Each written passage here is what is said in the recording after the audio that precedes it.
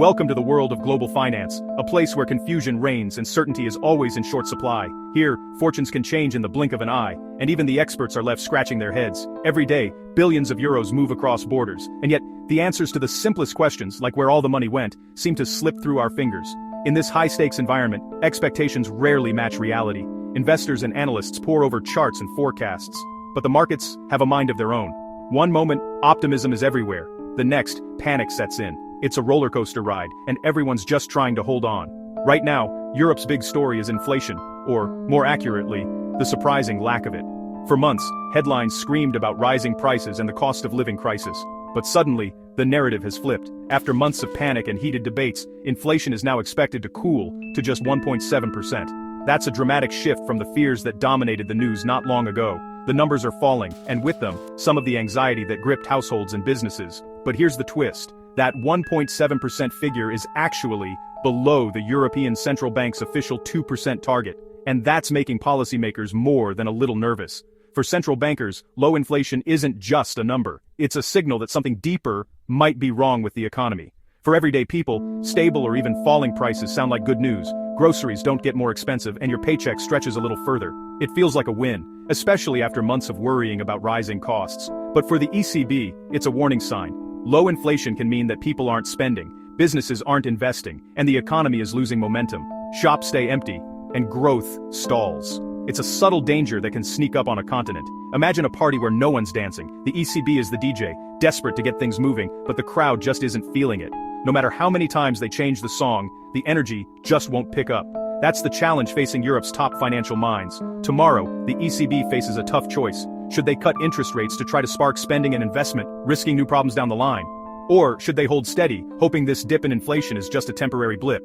The decision isn't easy, and the consequences will ripple far beyond the boardroom. The stakes couldn't be higher. Jobs, economic growth, and Europe's place in a fast-changing world all hang in the balance. If the ECB gets it wrong, the effects could be felt in every corner of the continent. From bustling cities to quiet rural towns, from factory floors to family dinner tables. This isn't just about numbers on a spreadsheet, it's about the future of the continent. It's about the hopes and dreams of millions of Europeans, young and old, who are counting on stability and opportunity. The next ECB meeting could change everything. Journalists, investors, and ordinary citizens alike are watching closely, waiting to see what comes next. So stay tuned, the financial drama is just getting started, and the decisions made in the coming days could shape Europe's destiny for years to come. The ECB's job is to hit 2% inflation. Anything else is failure. They've spent years fighting high inflation, but now the problem is the opposite. The economy's too cold, and inflation won't budge. Their main tool? Cutting interest rates to boost spending. But with the euro stronger than ever, that's risky. A strong euro makes European exports pricier and imports cheaper, pushing inflation even lower. The ECB is stuck cut rates and risk looking desperate, or do nothing and watch the economy stagnate. It's a high-wire act with no safety net. Every move is scrutinized by markets worldwide. The ECB's next decision could tip the balance for Europe's recovery, or deepen its troubles. The pressure is on. The euro has become the Hulk of currencies, strong, powerful, and seemingly unstoppable. But just like the Hulk, its strength can be a problem when it's not controlled. While a robust currency might sound like a badge of honor, for Europe, it's a mixed blessing that's causing more headaches than celebrations. In fact, the euro's muscle is flexing in all the wrong ways. For many, it's not a sign of economic health, but a warning light flashing on the dashboard of Europe's economy. For European exporters, a strong euro is a nightmare.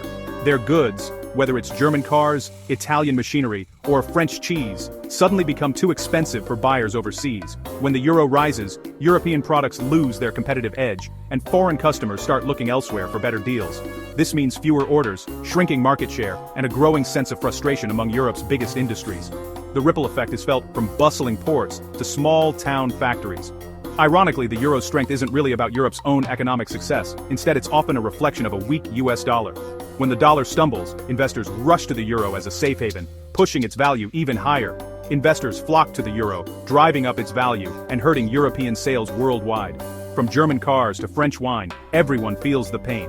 Even luxury brands, once immune to currency swings, are now feeling the squeeze as their products become out of reach for many global buyers.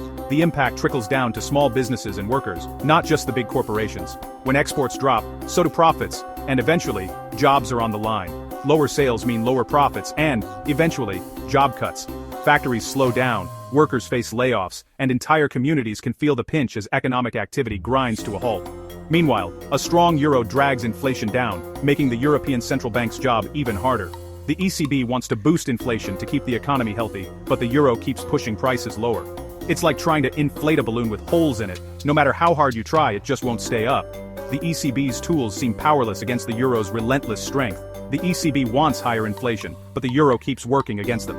Every policy move is blunted by the currency's stubborn rise, leaving policymakers exasperated. Europe's currency strength is now a self-inflicted wound. What was once a symbol of unity and power is now causing pain for businesses, workers, and policymakers alike. The challenge is clear: how can Europe compete globally without sinking its own economy? Leaders and executives are scrambling for answers, weighing tough choices and new strategies. The euro's power is a double-edged sword, capable of protecting Europe, but just as likely to cut deep if not handled with care. Europe isn't one economy, it's 20, and Germany and France are pulling in opposite directions. Germany's inflation is ticking up, signaling a still hot economy. France's inflation is dropping fast, pointing to economic weakness. The ECB has to set one policy for both, but their needs are totally different. Cut rates to help France, and you risk overheating Germany. Hold steady for Germany, and France could slide into stagnation. It's like cooking one meal for 20 picky eaters. Someone's always unhappy. This national split makes the ECB's job nearly impossible. The stakes: growth, jobs, and stability across the continent. The ECB must choose help the weak or protect the strong. No matter what, someone loses. The Eurozone's unity is being tested. The next move could define Europe's future. While Europe worries about inflation, Silicon Valley is shaking up the world with AI. Last Friday, Anthropic launched Claude Cowork, an AI tool that can do the work of entire teams. Investors panicked, dumping stocks in data analytics, software, and consulting. Why pay humans when AI can do the job faster and cheaper? The sell-off was brutal, a wake-up call that AI disruption is real and happening now. This isn't about chatbots, it's about AI replacing high-skilled jobs. The shockwaves hit global markets, forcing everyone to rethink who wins and loses in the AI era. The companies building AI are thriving, everyone else is on notice. Anthropic's launch forced a painful re-evaluation of entire industries. The robots aren't coming, they're already here. Anthropic's AI launch split the tech world in two: the enablers and the disrupted. Enablers, like Nvidia and cloud giants, build the tools and infrastructure for AI, and they're booming. The disrupted, software and service companies whose core functions can now be done by AI. Investors are asking, is this company an AI winner or about to be left behind? The AI revolution isn't lifting all boats, it's a tsunami, smashing some and lifting a few to new heights. The market is now brutally sorting winners from losers. For many established firms, the future just got a lot more uncertain. The AI shakeup is real, and it's happening fast. Adapt or get swept away. Now, all eyes are on Alphabet, Google's parent company, as it reports earnings. The market expects a huge revenue jump, but the real focus is on Google's AI future. Investors want to know, is Google spending enough to stay ahead in the AI race? Building AI is expensive. Data centers, chips, top engineers. Weak spending signals falling behind. Strong investment means staying in the game. Google's cloud business is also under the microscope. AI could make it a major player, but there are bottlenecks. Not enough chips, not enough data center space. Any sign these issues are easing, or worsening, will move the stock. Google's report isn't just about profits, it's a status update in the AI arms race. The outcome will ripple across the tech sector. The stakes couldn't be higher. Why do US economic reports matter so much to Europe? It's a question that comes up every time Wall Street holds its breath for the latest numbers. The answer lies in the deep, intricate ties between the world's largest economy and its transatlantic partners. When the US releases new data, it's not just American investors who pay attention. European policymakers, bankers, and business leaders are glued to their screens too, knowing that what happens in New York or Washington can quickly ripple across the Atlantic. Because when America sneezes, Europe gets pneumonia. This old saying captures just how sensitive Europe is to shifts in the US economy. Even a small shock in the States can trigger outsized reactions in European markets, affecting everything from stock prices to job security. This week, two US reports, the ISM Services PMI and ADP payrolls, have Europe on edge. These aren't just numbers, they're signals that help investors and central banks gauge the direction of the world's economic engine. Strong US job numbers mean the economy is hot, making Fed rate cuts less likely. If the American labor market keeps booming, the Federal Reserve may decide to keep interest rates higher for longer, which has consequences far beyond US borders. High US rates keep the dollar strong, which can weaken the euro but also raise global borrowing costs. For European companies and governments, a strong dollar means higher costs for imports and for paying back dollar-denominated debt. It can also make European exports less competitive, putting pressure on growth. The ISM Services PMI shows the health of America's service sector, another clue for the Fed. Since services make up the bulk of the U.S. economy, a strong reading here suggests continued momentum, which can influence everything from global supply chains to consumer confidence in Europe.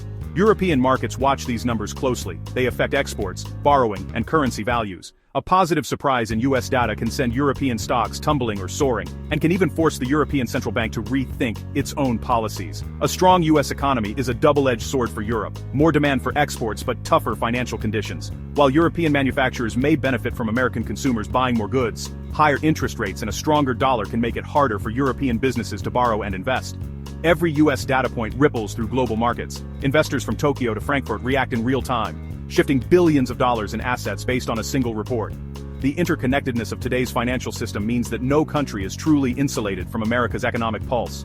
Europe's fate is tied to America's moves. Whether it's trade, investment, or monetary policy, decisions made in the U.S. often set the tone for the rest of the world. European leaders must constantly adapt, balancing their own priorities with the realities of American economic power.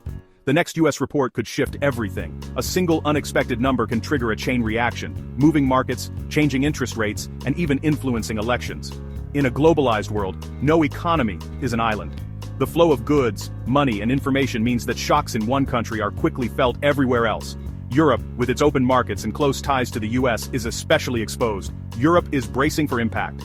As the next wave of U.S. data approaches, European leaders and investors are preparing for whatever comes next, knowing that, in today's world, America's numbers are everyone's business.